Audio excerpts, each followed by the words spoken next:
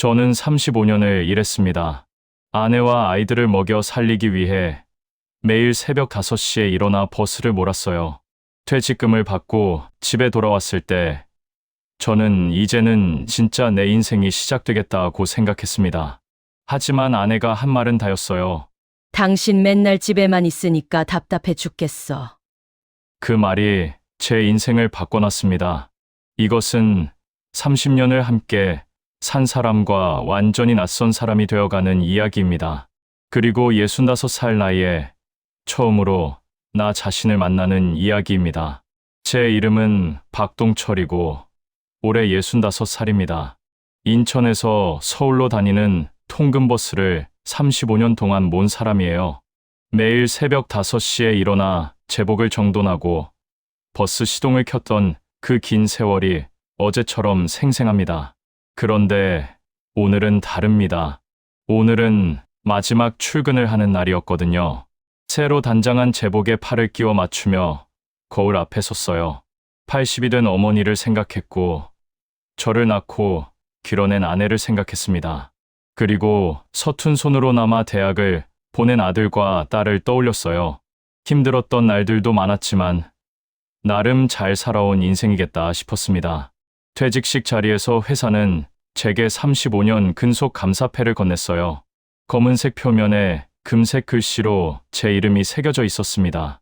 손에 들고 있으니 이 오랜 세월이 이 작은 패 한 장으로 정산되는 것 같은 기분이 들었어요. 이상하게도 슬프지만은 않았습니다. 차라리 설렜어요. 이제는 진짜 내 인생이 시작되는 걸까? 그런 생각이 머릿속을 가득 채웠습니다. 아내 오미자와 함께 전남 해남에 가서 한 달 살기를 해보고 싶었어요. 걷고 싶었던 낡은 골목길들도 많았고 손주들을 더 자주 보고 싶었습니다. 밀린 책들도 하나둘 읽어보고 싶었어요. 30년을 일로만 산 사람에게 퇴직금 통장은 작은 기적처럼 느껴졌습니다. 우리 둘이 살기엔 부족하진 않겠지 하는 마음으로요. 퇴근길 버스는 언제나처럼 차 있었어요. 승객들의 얼굴이 희뿌옇했습니다.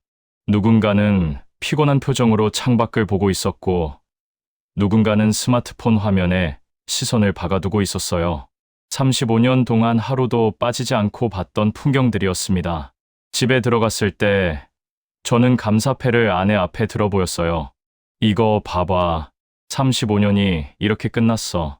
아내는 부엌에서 설거지를 하고 있었습니다.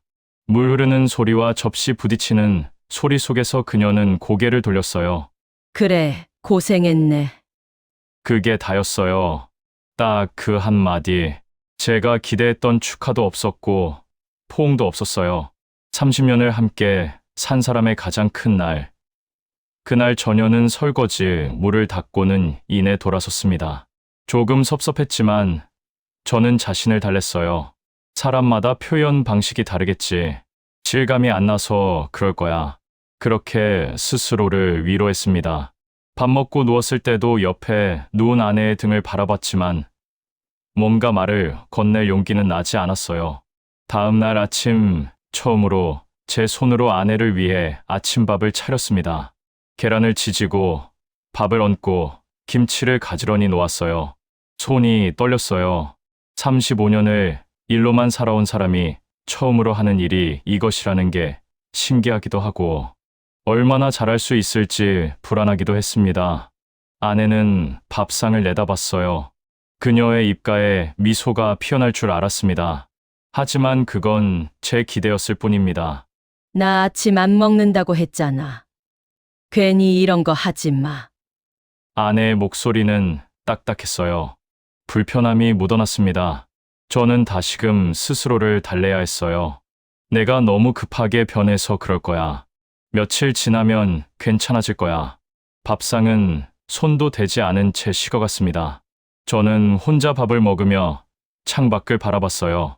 동네 골목길이 아침빛에 젖어 있었습니다.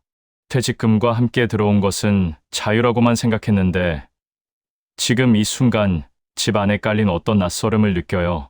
그렇지만 이건 적응의 문제일 테고 시간이 해결해 줄 거라고 생각했어요. 첫 주는 나쁘지 않았습니다. 동네를 산책하고 텔레비전을 봤어요. 새로운 리듬을 찾으려고 노력했습니다. 아침마다 일찍 일어나는 습관이 남아 있었어요. 35년을 새벽 5시에 일어나며 살아온 몸은 쉽게 변하지 않았거든요. 그래서 저는 아침 일찍 신문을 펴고 차를 마시며 하루를 시작했습니다. 아내는 8시쯤 일어났어요. 제가 밥상을 차려두면 가끔은 먹기도 했고, 가끔은 그냥 지나가기도 했습니다. 한 달쯤 지났을 때 저는 순진한 기대를 품었습니다. 이제 아내와 점심을 먹을 때 뭘 할지 상의해볼까? 밖에 나갔다 올까? 어디 가고 싶은데 없을까? 함께 있는 시간이 늘어날수록 우리는 뭔가 할 수 있을 거라고 믿었습니다. 요리도 배워볼 수 있을 것 같았고, 산책도 좋아질 것 같았어요. 집에 있어주면 좋지 않을까 하는 생각도 했습니다. 지금 생각해보니 그건 정말 순진한 바람이었어요. 2달째부터였습니다. 무언가가 달라지기 시작한 것은 아내는 어느 날 갑자기 말했어요. 당신 맨날 집에만 있으니까 답답해 죽겠어. 그 말이 제게 꽂혔습니다. 제가 뭘 잘못했는지 모르겠었어요. 일을 그만두라고 해서 그만뒀고, 집에 있으라고 해서 집에 있었는데, 이제는 집에 있는 것도 문제라는 건가요? 저는 그럼 도움이 될까 싶어 집안일을 하려고 했습니다. 빨래를 걷어 개어보았어요. 밥을 지어봤고, 반찬을 만들어 보려고도 했습니다. 하지만 그럴 때마다 아내의 반응은 결정적이었어요. 그렇게 하는 거 아니야. 차라리 내가 2번 하지. 짜증이 섞인 목소리였습니다. 제가 한 일이 오히려 폐를 끼친다는 뉘앙스가 느껴졌어요. 그렇다면 어떻게 해야 하는 건지 물어보고 싶었지만 입을 다물기로 했습니다. 어느 날은 아내가 이렇게 말했습니다. 그냥 가만히 있는 게 도와주는 거야. 그 말에 뭔가 무너지는 기분이 들었어요.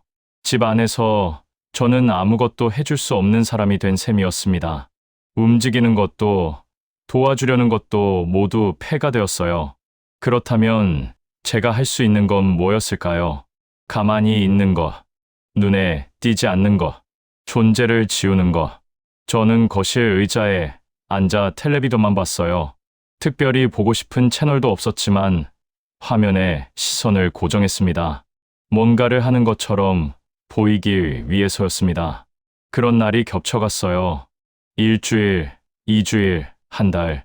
그렇게 2달이 지났을 때 제 존재감은 거실 의자만 못했습니다. 어느 오후였어요. 아내가 친구와 통화를 하고 있었습니다. 저는 의도적으로 듣지 않으려고 노력했지만 목소리가 거실까지 전해졌습니다. 응, 요즘 잘 지내고 있지. 우리 집. 사실 요즘 좀 힘들어. 우리 집도 이제 집구석 어르신 하나 모셔놔서 미치겠어.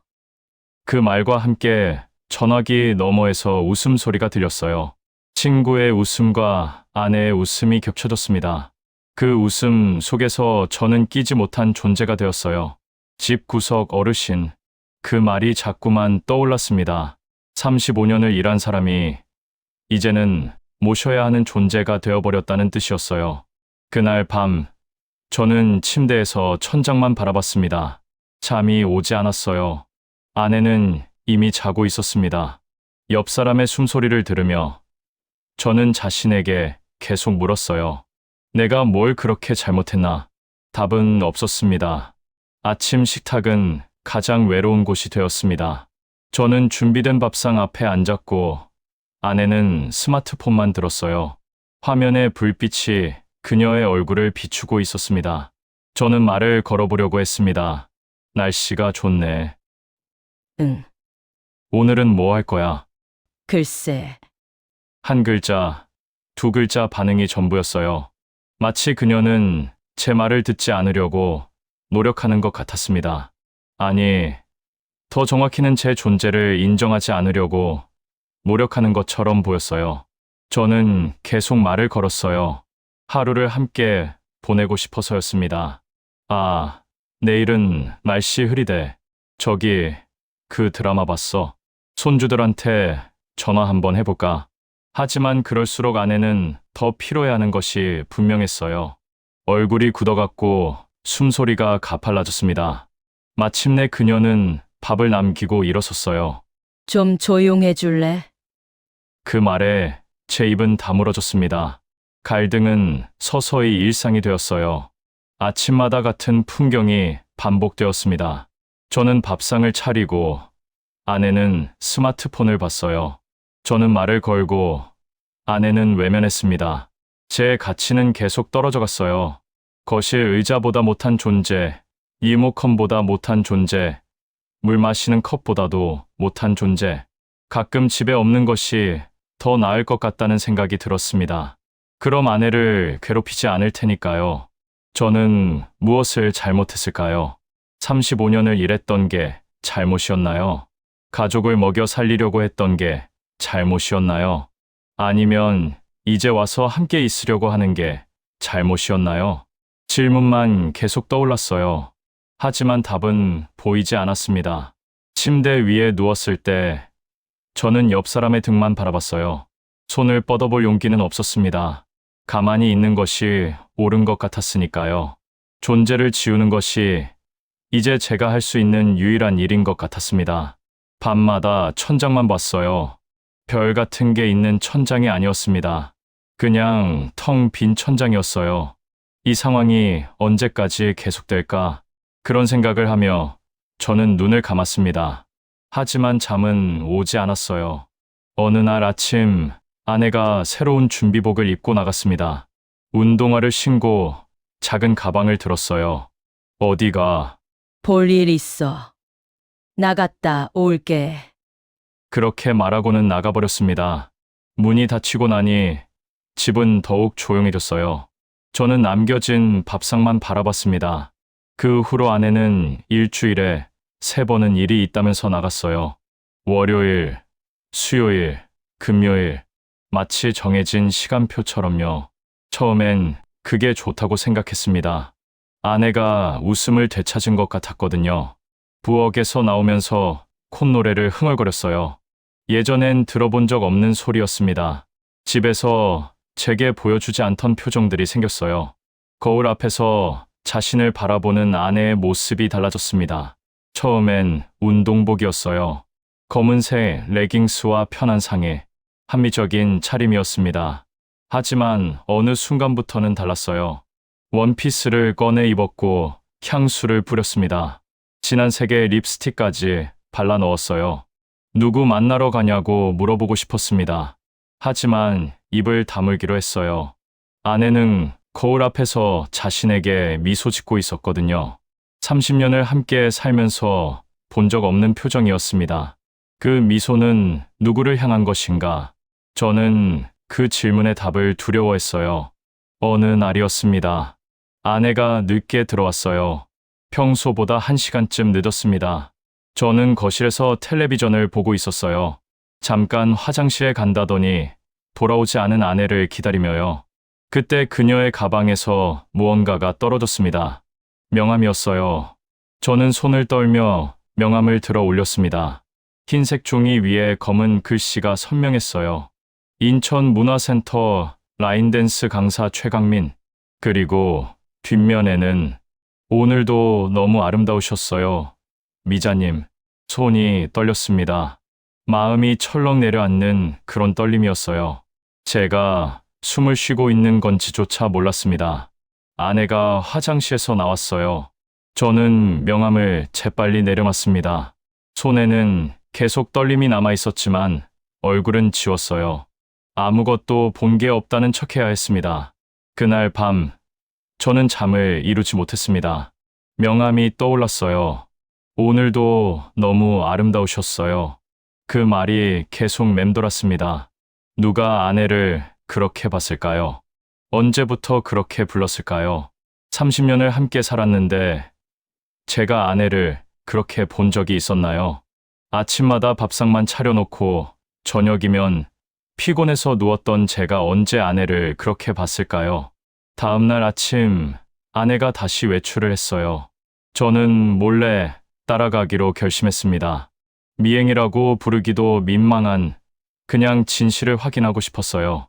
아내는 버스를 탔고 저는 한 정류장 뒤를 따라갔습니다. 65살 나이에 처음 하는 일이었어요. 이렇게까지 해야 한다는 게 부끄럽기도 하고 절망적이기도 했습니다. 버스를 내린 아내는 인천터미널 쪽으로 걸어갔습니다. 그리고 어느 카페로 들어갔어요. 저는 건너편 편의점에 서서 지켜봤습니다. 유리창 너머로 무슨 일이 벌어지고 있는지 보고 싶었어요. 그곳에서 저는 남자를 봤습니다. 검은색 옷을 입은 저보다 훨씬 젊어 보이는 남자였어요. 그는 아내의 손등을 살짝 잡았습니다. 그리고 웃었어요. 아내는 어떻게 웃고 있었는지 알고 싶지 않았습니다. 하지만 본의 아니게 봤어요. 그 남자를 향한 아내의 얼굴이 떠올랐거든요. 30년을 함께 산 제게 한 번도 보여준 적 없는 얼굴이었습니다. 환하고 부드럽고 마치 어여쁜 사람처럼 비춰지는 얼굴이었어요. 그 웃음 한 조각에 30년이 무너졌습니다. 저는 편의점 앞에서 구부정하게 섰어요. 다리에 힘이 빠져나갔어요. 누군가는 저를 밀쳤을지도 모릅니다. 하지만 그 느낌도 없었어요. 내가 뭘 그렇게 잘못했나? 그 질문이 또 떠올랐습니다. 집에 돌아왔을 때 저는 불을 켜지 않았어요. 소파에 앉아 천장만 봤습니다. 어둠 속에서요. 아내가 돌아왔을 때도 저는 움직이지 않았습니다. 그녀는 제가 있다는 걸 알아챘을 겁니다. 하지만 아무도 말을 꺼내지 않았어요. 밤이 깊어갔습니다. 아내가 방으로 들어갔어요. 저는 혼자 남겨진 거실에서 밤을 샜습니다. 밤 2시쯤이었나요? 저는 견딜 수 없었어요. 침실로 들어갔고 아내를 깨웠습니다. 나 다 봤어. 최강민, 그 사람이랑 있는 거. 목소리가 떨렸어요. 제 목소리인데도 낯설었습니다. 아내는 한순간 당황했어요. 하지만 그건 짧은 순간이었습니다. 금세 그녀는 비웃음을 띄었어요. 그래서 이제 와서 남편인 척 하지 마. 평생 나를 밥 빨래하는 사람으로만 본 주제에. 그 말에 저는 반박하고 싶었습니다. 하지만 입이 떨어지지 않았어요. 무수한 장면들이 떠올랐거든요. 제가 몇 시간 늦게 들어오고도 밥상만 받아먹던 모습, 아내가 뭔가 말을 꺼낼 때 신문이나 텔레비전에 시선을 고정하던 모습, 아이들을 위해 자신을 희생하는 아내를 당연하다고 생각하던 모습들이요. 아내는 계속 말했어요. 그 사람은 내 얘기를 들어줘. 내가 뭘 좋아하는지, 뭐가 힘들었는지. 목소리가 떨리고 있었습니다. 당신은 언제 나를 여자로 한 사람으로 대해준 적 있어? 그 질문에 저는 아무도 대답할 수 없었어요. 대답하기 싫어서가 아니라 정말로 그런 적이 없었기 때문이었습니다. 침묵만 흘렀어요. 아내의 목소리가 낮아졌습니다. 난 이 결혼 이제 그만하고 싶어. 우리 이혼하자. 그 말을 듣는 순간 제 몸에서 힘이 빠져나갔어요. 마치 누군가가 제 속에 있던 모든 공기를 빨아내는 것 같았습니다. 이혼하자. 그 말이 계속 울렸어요. 그 밤을 어떻게 버텼는지 모르겠습니다. 저는 거실 바닥에 앉아 서류 가방만 끌어안고 있었어요. 밤이 길었습니다. 정말 길었어요. 창밖은 밤의 검은색이었고 시계는 자꾸 같은 시간을 가리키는 것 같았습니다. 눈물도 나오지 않았어요. 마음이 완전히 바닥까지 떨어졌을 때는 눈물도 안 나오나 봅니다. 다음 날 아침 저는 친구에게 전화를 했습니다. 고향에서 가장 먼저 이혼을 겪었던 친구요. 손가락이 떨렸어요. 번호를 누르기가 두려웠습니다. 하지만 누를 수밖에 없었어요. 다른 누구에게도 말할 수 없었거든요. 친구는 저를 비난하지 않았습니다. 묵묵히 들어주더니 차근차근 현실적인 조언을 해줬어요. 지금은 변호사부터 만나 무슨 소리를 하든 정신을 잃지 말고. 그 말에 저는 고개를 끄덕였습니다. 혼자가 아니라는 느낌이 들었어요. 작지만 분명한 느낌이었습니다. 변호사 사무실 문을 들어설 때 무서웠어요. 낯설기도 했습니다. 하지만 동시에 뭔가 희한한 안도감도 있었어요. 이 터널 끝이 어딘지라도 보이겠다. 그런 생각이 들었어요. 지금은 어둠이지만 움직이고 있다는 게 어쨌든 위로가 되었습니다. 그 후로 여러 달이 흘렀어요. 협의하고 싸우고 울고 또 협의했습니다. 어느 순간 그건 더 이상 싸움이 아니라 절차가 되어 있었어요. 감정이 바닥까지 떨어지니 오히려 일처럼 진행되는 것 같았습니다. 마침내 이혼 서류에 도장을 찍는 날이 왔습니다. 그날 제 기분은 복잡했어요. 슬픔도 있었고 허탈함도 있었어요. 그리고 어렴풋이 아주 작은 해방감도 있었습니다. 30년을 함께 산 사람과의 인연이 그렇게 끝났어요. 하지만 동시에 뭔가 시작된 것 같기도 했습니다. 제 인생이 이제 비로소 제 손에 들어온 것 같은 느낌이 들었어요. 아직은 어둠 속이었지만 저는 다음을 기대하기로 했습니다. 이혼 서류가 확정되고 나서 저는 남동구의 작은 오피스텔로 이사를 했습니다. 방 하나, 거실 하나, 주방이 붙어 있는 공간이었어요. 65살 나이에 처음으로 혼자 사는 공간을 가지게 된 거였습니다. 그 공간이 반갑기도 하고 두렵기도 했어요. 가장 먼저 배워야 할 건 밥을 짓는 일이었습니다. 밥솥을 샀어요.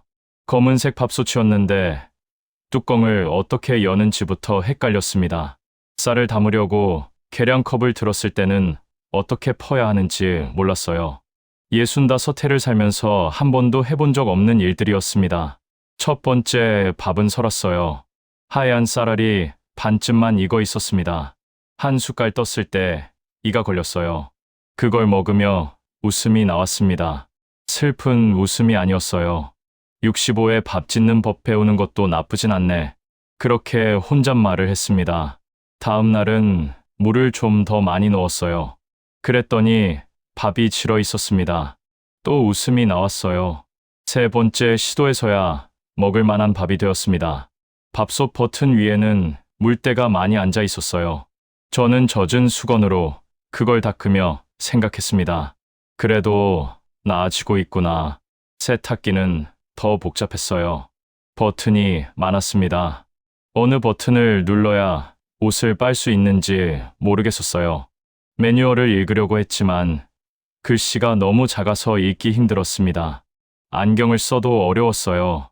결국 저는 이웃에 살던 할머니를 찾아갔습니다. 같은 오피스텔에 사는 저보다 10살 더 많은 분이셨어요. 할머니, 이 세탁기 어떻게 써요? 그 질문에 할머니는 웃으셨습니다. 아, 혼자 사는 분이 처음이신 거 보네요. 저 버튼 보이세요? 여기입니다.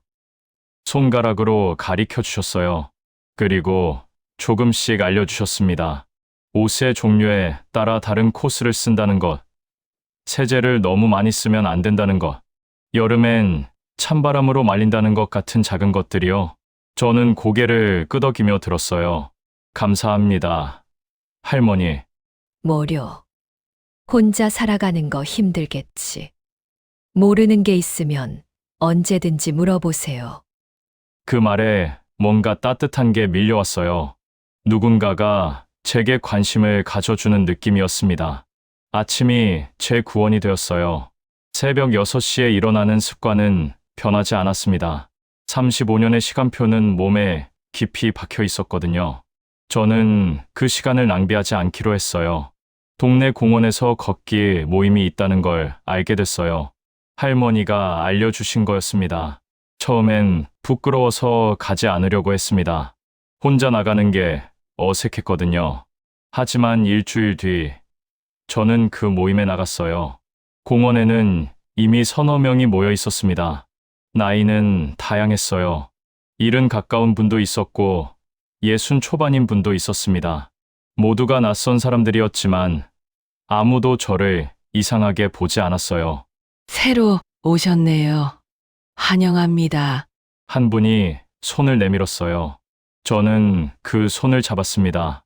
30년 동안 한 번도 누군가와 악수하지 않은 것 같습니다. 우리는 공원을 천천히 걸었어요. 바람이 얼굴에 닿았습니다. 햇빛도 따뜻했어요. 누군가 오늘 날씨가 좋다고 했고, 다른 누군가는 무릎이 좀 아프다고 했습니다. 그렇지만 다들 계속 걸었어요. 내일도 와요? 한 분이 물었습니다. 네, 내일도 오겠습니다. 저는 그렇게 대답했어요. 그 후로 매일 아침을 기다렸습니다. 걷기 모임에서 만난 사람들이 이제는 면지 않은 사람들이 되어 있었어요. 이름도 알게 되었고 그들의 작은 이야기도 들었습니다. 한 분은 죽은 남편 생각이 난다고 했어요. 한 분은 자식들이 너무 자주 들으면 싫어한다고 했습니다. 한 분은 이 공원 산책이 자신을 살린다고 했어요. 저도 가끔 말했습니다. 가족 이야기, 일 이야기, 외로움에 대한 이야기 같은 거요. 아무도 제게 뭔가를 강요하지 않았어요. 그냥 들어주고 자기 말도 해주고 그렇게 함께 걸었습니다. 복지관 탁구반도 찾아갔어요. 공원 산책에서 만난 한 분이 추천해 주었습니다. 공을 쳐본 적 없었지만 가보기로 했어요. 탁구는 어려웠습니다. 공을 자꾸 놓쳤어요. 라켓을 잡는 법도 서툴렀고 공의 속도를 맞추기가 힘들었습니다. 하지만 그곳 사람들은 저를 놀리지 않았어요. 괜찮습니다. 처음부터 이렇게 하는 거니까요. 강사가 말했어요. 모두가 함께 탁구를 치며 웃었어요. 그 웃음 속에 저도 섞여 있다는 사실이 참 기분이 좋았습니다. 어느 날 저는 스마트폰을 꺼냈어요. 처음엔 시간 확인용 정도로만 썼던 폰이었습니다. 하지만 이제 저는 카메라를 켜기로 했어요. 공원의 꽃들을 찍었습니다. 담장 너머로 보이는 오래된 골목길도 찍었어요. 산책에서 만난 할아버지의 뒷모습도 몰래 찍었습니다. 사진 앨범을 넘겨보며 저는 생각했어요.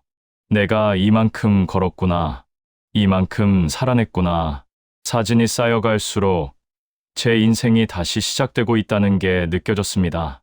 탁구장에서 혼자 사는 여자를 만났어요.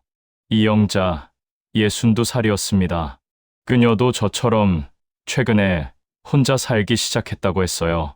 남편이 돌아가셨어요. 아들들도 다 독립했고. 그렇게 말하더니 가끔 함께 밥을 먹지 않겠냐고 제안했습니다. 사람이 혼자 먹으면 밥맛이 없어요. 저는 웃음으로 대답했어요. 네, 그러죠. 그렇게 해서 우리는 가끔 밥을 먹게 됐어요.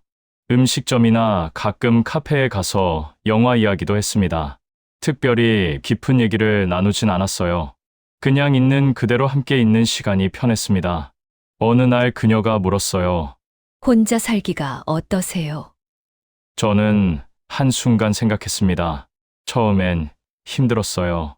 밥도 지을 줄 모르고 세탁기도 어려웠고요. 근데 이제는 나쁘지 않습니다. 그 말이 진심이었어요. 가끔씩 아들, 딸과 전화 통화를 했습니다. 그럴 때마다 자식들은 절 걱정하면서도 예전에 비해 많이 목소리도 좋아진 것 같다면서 저의 인생을 걱정해 주었습니다. 가끔 밤이 되면 여전히 천장을 봤어요. 그때 조금만 더 들었으면, 조금만 덜 일했으면 그런 후회가 밀려올 때도 있었습니다.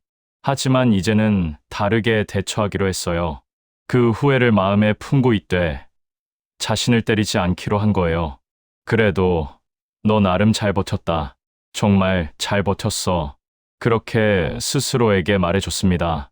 이제는 내 마음부터 챙기자. 이혼을 어떻게 생각하냐고 물으면 제가 뭐라고 답할 수 있을까요? 예전에는 망가진 낙인처럼 느껴졌어요. 실패한 삶, 부정한 결말처럼 말이에요. 하지만 이제는 다르게 봅니다. 처음으로 나를 위해 내린 결정. 두 번째 인생의 시작. 이혼이 그렇게 보여요. 아침에 눈을 뜰 때 저는 자신에게 묻습니다. 오늘은 뭘 해볼까?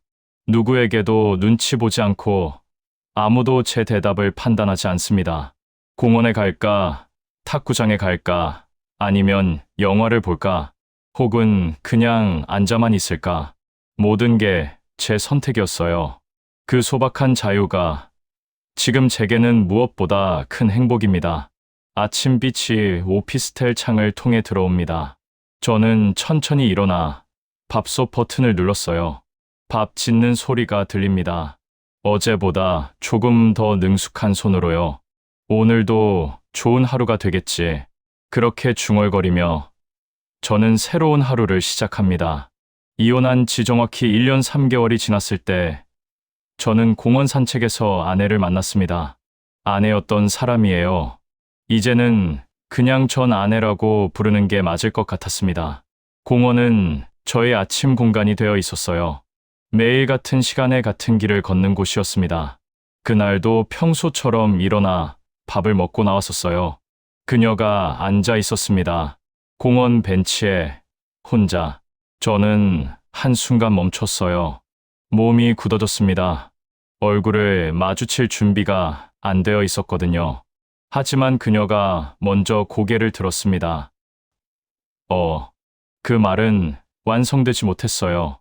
우리는 그냥 한동안 바라봤습니다. 그러다 제가 먼저 천천히 벤치로 다가갔어요. 오랜만이네. 제가 먼저 입을 열었습니다. 그러게. 아내는 대답했어요. 목소리가 작았습니다. 그 후로 한참이 침묵이었어요. 뭘 말해야 할지 모르겠었거든요. 건강하지? 응. 당신도? 응. 난 괜찮아. 또 침묵이 흘렀습니다. 그 사람은? 제가 물었어요. 최강민이라는 이름을 입에 올리고 싶지 않았습니다. 지금은 아니야. 아내가 작게 대답했어요.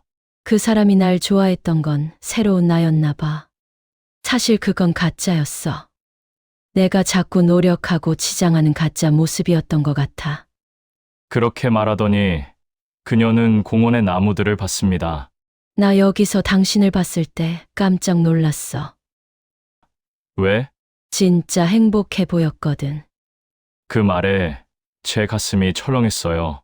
매일 아침 이 공원에 와서 모르는 사람들과 웃고 탁구도 치고 사진도 찍고 지금이 예전보다 훨씬 잘 살고 있는 것처럼 보인다. 아내는 계속 말했어요. 날 보고 있으니까 내가 진짜 뭘 잃어버렸는지 알았어. 너한테 30년을 투자했던 게 아니라 뭔가 사라진 내 자신을 찾으려고만 했던 것 같아. 그 순간 저는 아내가 눈물을 흘리고 있다는 걸 알았어요. 하지만 아무 행동도 하진 않았습니다. 미안해. 아내가 말했습니다. 그때 당신한테 너무 심하게 했던 거. 너무 미안해. 저는 뭐라고 답할지 한순간 생각했습니다. 그리고 천천히 입을 열었어요. 나도 미안했어. 그게 제가 할 수 있는 말이었습니다. 35년을 같이 있으면서 내가 당신을 너무 당연하게만 생각했나 봐. 상처 줬던 거 미안했어. 저도 목이 메었어요. 아내가 진심 어린 말투로 말했어요. 앞으로 행복하길 바랄게. 진심으로. 그 말을 들었을 때 저는 평온했습니다. 잘 지내. 당신도. 그렇게 35년의 과거는 마무리되었습니다. 그 주말, 저는 이영자를 만났습니다. 가는 카페는 이미 정해져 있었어요. 아래층 일식당에서 밥을 먹고 위층 카페에 올라오는 게 우리의 패턴이었습니다. 요즘 기분이 좋아 보이시네요. 이영자가 말했어요. 네. 뭔가 마음이 풀린 것 같습니다. 저는 공원에서 만난 일을 얘기했습니다. 정확히는 얘기하지 않았어요. 그냥 지난 일들이 정리되는 기분이라고만 말했습니다. 이영자는 고개를 끄덕였어요. 그거 중요한 거 있잖아요. 과거를 놓는 거. 그녀가 커피를 한 모금 마시고 말했습니다. 저도 남편이 죽고 나서 한참 동안은 자꾸만 우리가 함께하지 못한 시간이 아깝더라고요. 근데 어느 날부터는 그게 아니었어요. 있었던 시간에 감사하게 되더라고요. 그 말을 들으며 저는 뭔가를 깨달았어요. 아내와의 30년이 실패하지 않았다는 걸. 어쩌면 그걸 모르고 살아갔지만 그 시간이 저를 지금의 저로 만들었다는 걸. 나 요즘 사진을 매일 봐. 이 공원에서 찍은 사진들 말이에요. 매일 같은 길을 걷는데 계절이 바뀐 사진들을 보면 뭔가 변하고 있다는 게 느껴져요. 당신 그 사진들 보여주셨잖아요. 정말 좋더라고요. 봄 사진도, 여름 사진도, 아직은 가을 사진도, 내년 겨울 사진도 찍을 거예요. 어느 날 밤, 저는 공책을 꺼냈습니다. 35년 동안 한 번도 일기를 쓴 적 없었어요. 일과만 있었거든요. 하지만 이제는 쓰고 싶었습니다. 오늘도 공원에 갔다. 벚꽃이 예쁘게 피어 있었다. 새로운 사람도 만났다. 아침에 영자 씨와 카페에서 차를 마셨다. 별것 아닌 일상이지만 이게 제일 소중한 시간 같다. 그렇게 썼어요. 다음 날도, 그 다음 날도 매일 아침 눈을 뜰 때 오늘은 뭘 해볼까? 라고 물었어요. 그리고 그 질문에 답을 찾는 일을 하며 살았습니다. 가끔 제 인생을 돌아봅니다. 35년의 일, 30년의 결혼, 그리고 지금의 혼자 사는 시간, 전부 필요한 것들이었던 것 같아요. 일을 하지 않았으면 가족을 먹여 살릴 수 없었을 것이고, 결혼을 하지 않았으면 아들과 딸을 만날 수 없었을 것이고, 이혼이 없었으면 제가 나 자신을 만날 수 없었을 것 같습니다. 모든 게 연결되어 있었어요. 65세에 시작한 두 번째 인생. 누군가는 그걸 늦다고 할 수도 있습니다. 하지만 저는 생각해요. 이게 적절한 나이였던 것 같다고. 더 젊었으면 무엇을 해야 할지 몰랐을 거고, 더 늙었으면 이렇게 움직일 수 없었을 테니까요. 지금이 정확히 제가 할 수 있는 시간이었습니다. 지금의 저는 너무 행복합니다. 아침 햇빛 속에서 공원을 걸으며, 누군가의 안부를 물으며, 내일을 기대하며, 그 모든 순간이 지금 저를 살리고 있습니다.